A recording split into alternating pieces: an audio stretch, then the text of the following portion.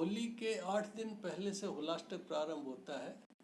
होली के संदर्भ में दो कथाएं अभी मिलती हैं। एक हिरण्यकश्यपु के पुत्र प्रहलाद को जलाने का, चूँकि वो भगवान का भक्त था, उसको जलाने की कोशिश की गई, कई तरह की प्रताड़नाएं दी गई। तो अष्टमी से उसको कई तरह की प्रताड़नाएं दी जा रही थी और होली के दिन उसको जलाने का प्रयास किया था। और होली का जो उसकी बुआ थी उसकी गोद में बिठा करके उसको जलाने की कोशिश की, लेकिन प्रभु कृपा से होलिका तो जल गई और प्रहलाद जी बच गए।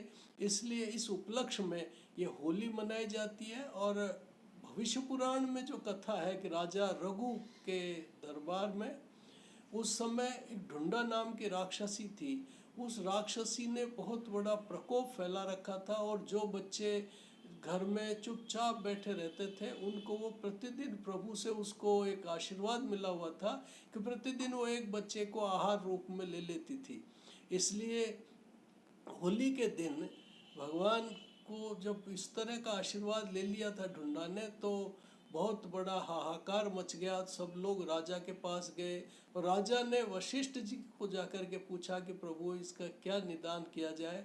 तब वशिष्ठ जी ने कहा कि इस ढूंढा नामक राक्षसी को होलिका के दिन उपले सारे इकट्ठे करके एक पेड़ पर जलाए जाए और अलग अलग दिन उपले बनाए जाए कि जैसे गाय के गोबर में अभी भी जो कंवारी कन्याएं होती हैं वो गाय के गोबर से बड़ूकले बनाते हैं। राजस्थानी भाषा में बड़ूकले कहते हैं। तो बड़ूकले बनाना होलाष्टक से शुरू करती है, अष्टमी से शुरू करती हैं। एकादशी के दिन ढाल तलवार आदि बनाती हैं और जब वो द्वादशी त्रयोदशी को सूख जाते हैं तो फिर चतुर्दशी के दिन जाकर के और पूर्णिमा के दिन प्रातःकाल जाकर के उस पर बड़ूकले और वो मालाएं उसको लाद दी जाती हैं उस पेड़ के ऊपर। वो पेड़ जो होता है वो प्रहलाद का प्रतीक होता है।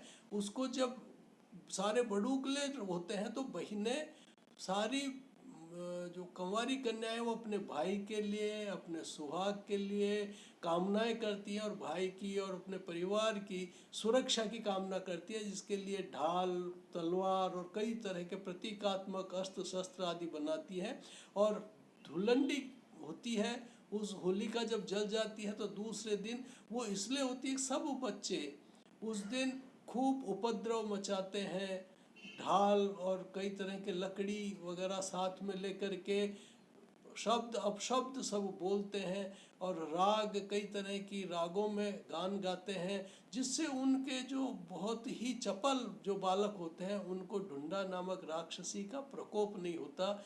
इसलिए ये इस तरह की प्रथा है कि उसकी भस्म लगाते हैं, उसकी भस्म को अग्नि को घर में लेकर के आते हैं, जिससे घर के सारे रोग शोक आदि सब दूर हो जाते हैं। होलाष्टक का लोगों पर क्या असर पड़ता है? फाल्गुन शुक्ला अष्टमी से होलाष्टक प्रारंभ होता है और होलाष्टक मांगलिक नहीं माने जाते, क्योंकि इस समय कई तरह के अनिष्ट जो राक्षसीय अनिष्ट है, निशाचरों के जो कई तरह के दुष्प्रभाव हैं वो इन 8 दिनों में रहते हैं। प्रहलाद को कई तरह के कष्ट इन 8 दिनों में दिए गए थे, इसलिए इन 8 दिनों में कोई भी मांगलिक कार्य करना वर्जित माना जाता है। और ये माना जाता है कि इस बीच कोई कार्य किया जाता है तो रोग शोक और कई तरह की अशांति की प्राप्ति होती है, इसलिए सारे मांगलिक कार्य वर्जित होते हैं और केवल होली के निमित्त जो कार्य होते हैं वही इसमें किए जाते हैं।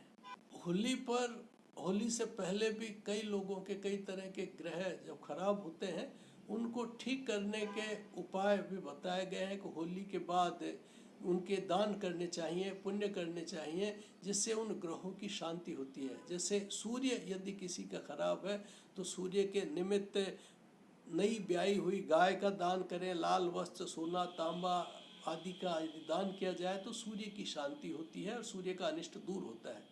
चंद्रमा यदि अनिष्ट है तो सफ़ेद गाय का दान करें, सफ़ेद वस्त्र चावल कपूर आदि का दान किया जाए तो चंद्रमा की शांति होती है। मंगल यदि किसी के ग्रह खराब हैं तो मंगल की शांति के लिए लाल वस्त्र, मूंगा, उड़द और मसूर की दाल आदि का दान किया जाए तो मंगल की शांति होती है। बुध यदि खराब है तो मूंग का दान, सोना, चांदी, तांबा, कांसे के बर्तन आदि यदि दान किया जाए तो बुध की शांति होती है।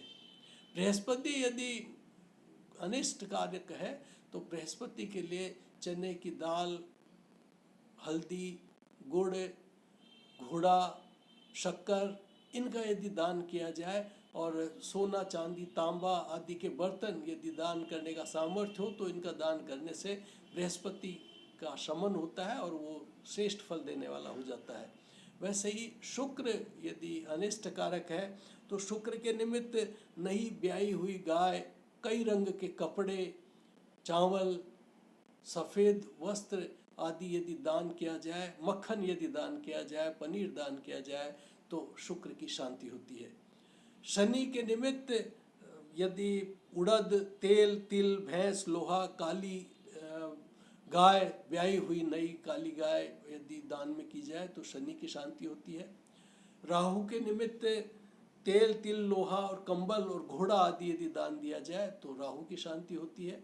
और केतु के निमित्त कस्तूरी, बकरा, तिल, तेल आदि का यदि दान किया जाए तो केतु का शमन होता है। इस प्रकार से इन नव ग्रहों की शांति होती है। होली के उपलक्ष्य में यदि किसी के ग्रह अनिष्ट हैं, स्वास्थ्य खराब है, आर्थिक दृष्टि से परेशानी है या कहीं नौकरी में, रोजगार में, कर्ज में, न्यायालय में और कई तरह की परेशानियां हैं तो उनके शमन के लिए ये दान पुण्य किए जा सकते हैं। होली का दहन हमेशा प्रदोष काल में होता है, गोधूली वेला में होता है, लेकिन यदि भद्रा होती है तो उस समय नहीं किया जाता। इस बार भद्रा दोपहर तक ही है, इसलिए प्रदोष काल में गोधूली वेला में होली का दहन करना श्रेष्ठ है। तो हर जगह जब भी सूर्यास्त हो जाएगा उससे 12 मिनट तक गोधूली वेला रहेगी, प्रदोष काल का शुभारंभ रहेगा, इसलिए वो समय सर्वश्रेष्ठ है। जयपुर में 6:38 से 6:50 तक गोधूली वेला और प्रदोष काल रहेगा, इसलिए इस बीच यदि होली का दहन हो तो सर्वश्रेष्ठ रहेगा।